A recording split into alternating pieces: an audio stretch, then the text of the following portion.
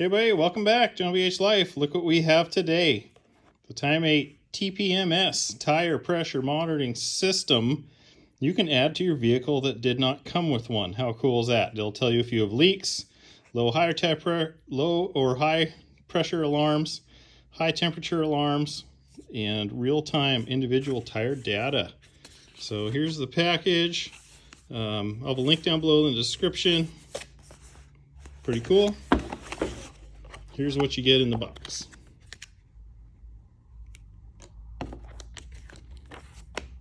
How to install a dust shield.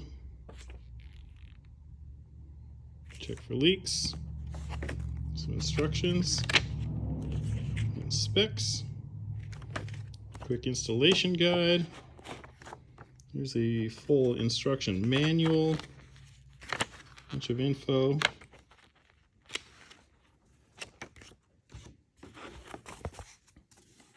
Here's the system. So here's your little sensors, and they're labeled. Go on your valve stem cap, replace the cap, that's their new cap. And then here's the mount for the unit itself.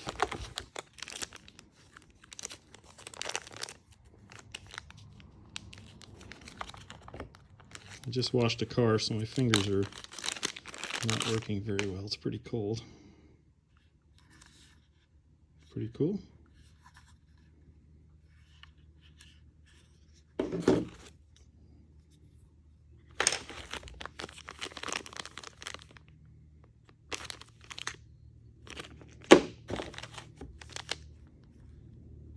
There's these dust caps. And that's the tool for installing those. And of course you got these guys. And that looks like it. So here's everything unpackaged. So the mount for this, you have a couple different options. So this thing here will click in and it'll just be a standing mount. So you'll slide that up and lock it into place, and then you can just set that thing on somewhere. Or this is threaded. So this is what I'm going to use, the window mount. So I will connect it to that. Again, you've got your sensors here, and your power cord, which you're going to have to plug into the head unit, your dust caps, you've got some locking nut deals here, and then here's kind of a tool. And you've got here, they call it magic tape. So you could also Velcro that thing into place somewhere. But here's the gist of it. So you're going to mount this. You're going to take your original valve stem cap off, put the nut on, put the sensor in place,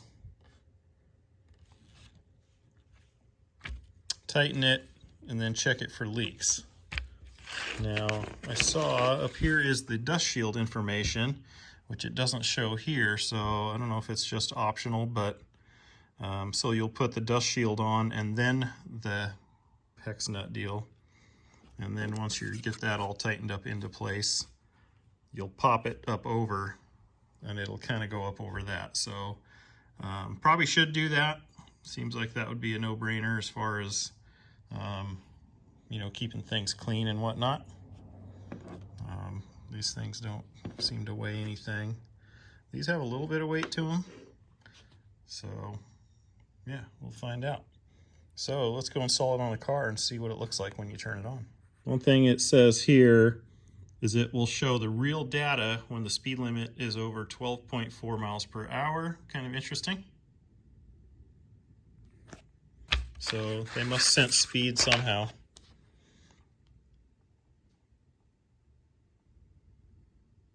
So high pressure, low pressure, high temp alarm, it'll flash at you. And alarm status, other features. So monitor, ID reading, whatnot, some specs. All right, let's get them installed and check it out. Okay, so this thing here came together. You kind of twist it and pull it apart. So this is a tool, which yes, you can use it to install those, but I don't think you need to, but it takes these apart. So if you look, see this side here will key into there, and this side here will key into there, and then if you counterclockwise twist it enough, it'll come apart. I did this one. That's how you get to the battery.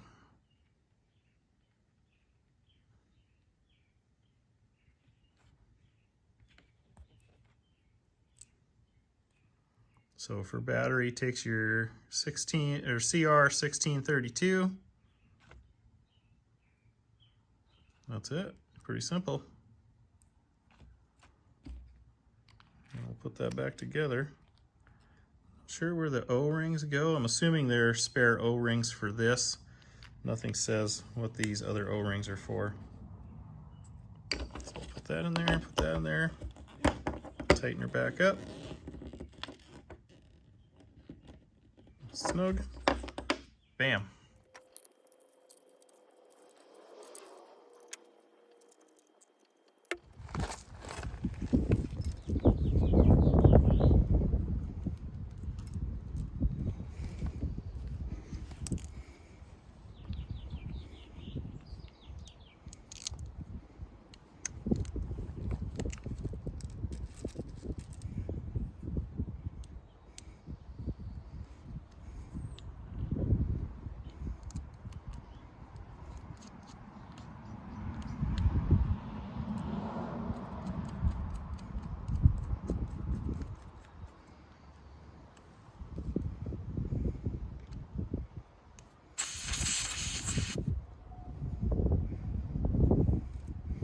You could hear the air coming out, so screw it down tight.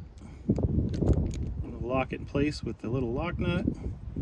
Then get the dust cover back over it.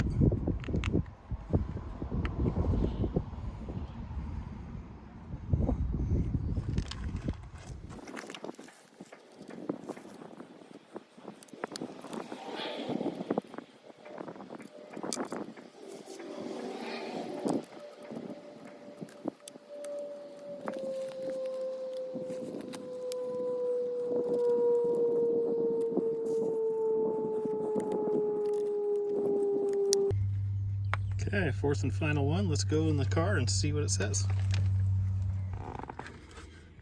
Okay, so I've got the mount installed. Cigarette lighter's there, so gotta push it up on the window really good and then pull. And then that'll suck it up tight. And then set your angle. Plug it in.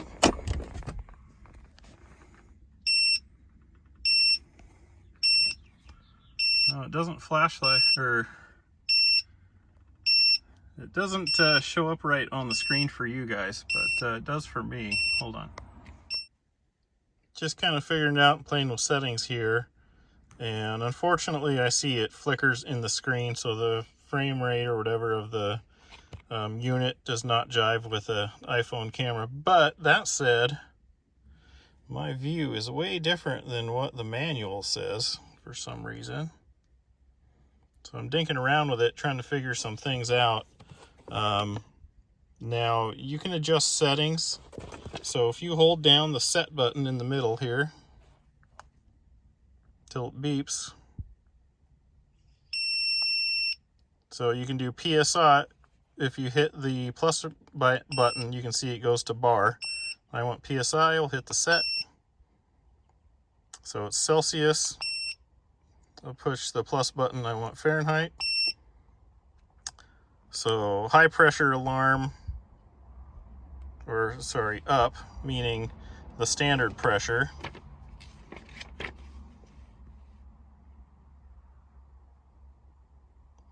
Which I'm trying to figure out in here. So half loading, come on, focus.